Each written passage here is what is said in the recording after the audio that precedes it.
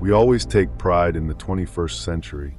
We look into the mirror of our achievements and see ourselves as the absolute pinnacle of existence.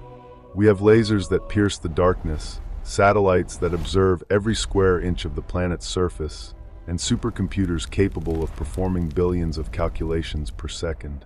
We look back at our ancestors as primitive, inferior beings who struggled with sticks, raw stone, and a desperate fear of the lightning. But stop. Let that arrogance dissolve in the cold mist of truth.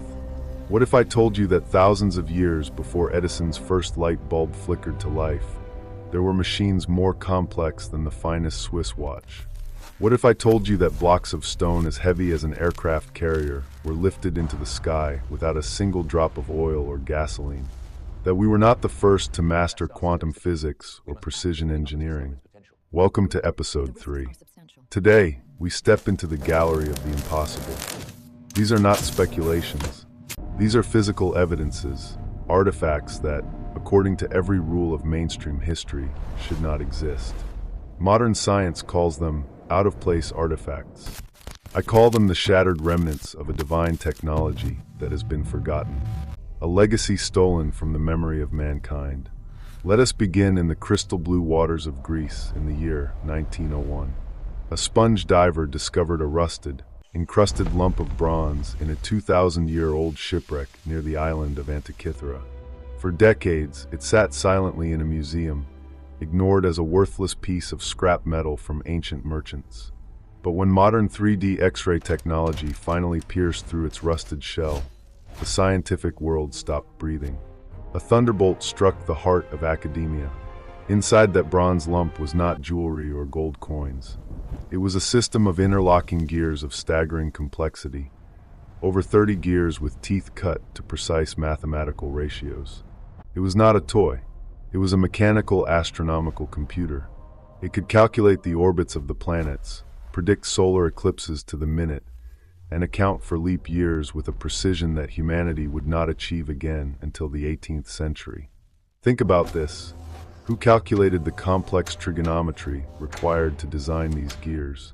In a world of sandals, parchment, and ox carts, someone was using a cosmic data processor.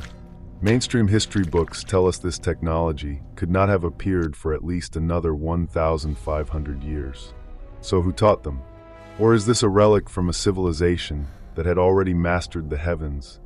A civilization that collapsed and left us a toy that took us 2 millennia just to understand how to turn the dial. Now fly with me away from the Mediterranean, across the Atlantic to the frozen heights of the Andes in Bolivia. At an altitude of 13,000 feet, where the air is so thin your lungs burn with every breath, lies a place called Pumapunku. Here, the stones are not just large, they are an insult to the laws of physics. We are talking about red sandstone and andesite, rocks so hard they are second only to diamond. Today, if you wanted to make even a single notch in andesite, you would need high-powered diamond saws. Yet, at Pumapunku, these stones were shaped into complex H-blocks with internal right angles so sharp they could cut your hand. Look closely at the rows of tiny, evenly spaced drill holes on the stone faces. They are perfectly straight and uniform, with a precision that evokes high-speed power tools. If you run your hand across the surface, it feels like polished glass, perfectly flat, engineered to the fraction of a millimeter. Mainstream history tells us the Inca did this with stone hammers and llama skin ropes. That is not history. That is an insult to human intelligence. You cannot create laser-straight cuts with stone hammers. You cannot achieve absolute flatness with the pulling power of a llama. Pumapunku was not built. It was manufactured in an ancient industrial factory. These stones are mass-produced components meant to lock together into a structure whose purpose far exceeds our understanding. Was this a launch pad for spacecraft? Or a transmission gateway for energy from the stars? But the scale becomes even more terrifying when we look at mass. In Baalbek, Lebanon, lies a physical entity known as the Stone of the Pregnant Woman.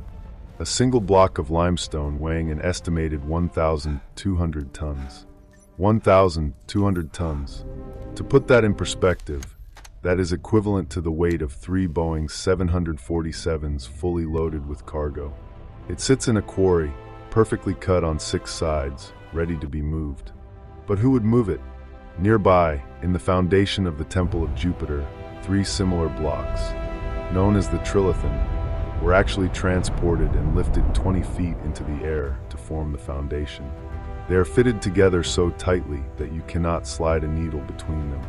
Even today, with the world's most powerful hydraulic cranes like the Liebherr LR 13000, moving a 1,000-ton block across rugged mountain terrain, remains a logistical nightmare, costing millions of dollars and requiring specialized steel tracks.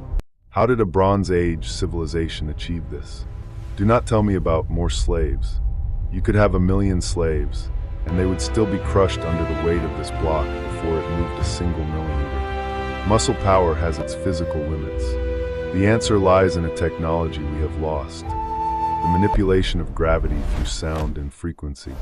Ancient legends from across the globe about gods who could sing the stones into the air are not poetry. They are a user manual for resonant frequency technology. When you vibrate matter at a specific frequency, you can nullify its mass.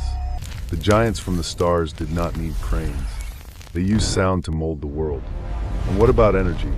Step into the dark, airless corridors of the Temple of Dendera in Egypt. On the stone walls, there are strange reliefs. They depict an object resembling a snake inside a massive glass bulb, connected to an insulating pillar and a cable leading to a power source. It looks identical to Crookes tubes, the primitive light bulbs we reinvented in the 19th century. Scientists claim it is a symbol of the lotus. Really? Then why do we find no soot from torches on the ceilings of these tombs?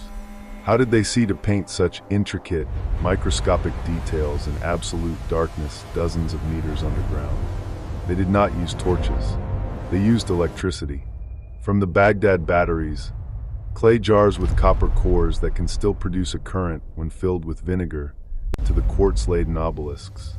Quartz is a piezoelectric material. If you vibrate it, it generates electricity. The massive obelisks across the world were not decorations. They were wireless energy transmission towers, a global power grid that Nikola Tesla tried to recreate before he was stopped by the greed of modern corporations. The pyramids were not tombs. They were massive resonators, harvesting the electromagnetic energy of the Earth itself. We are standing on a planet that was once illuminated by a green and eternal power source, tens of thousands of years before we learned to dig for coal and suck for oil. All this evidence leads to one chilling conclusion. Human history is not a straight line moving from primitive to modern. It is a sine wave of brilliant peaks and abyssal shadows. We are not the pinnacle of evolution. We are a species with amnesia, walking through the ruins of a global high-tech empire that we no longer understand.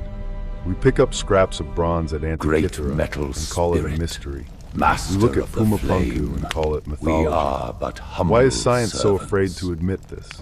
Because if they admit it, they must admit that we are not the masters of this planet, that our power is artificial and our knowledge is borrowed. We are merely survivors in the ashes of a civilization from the stars.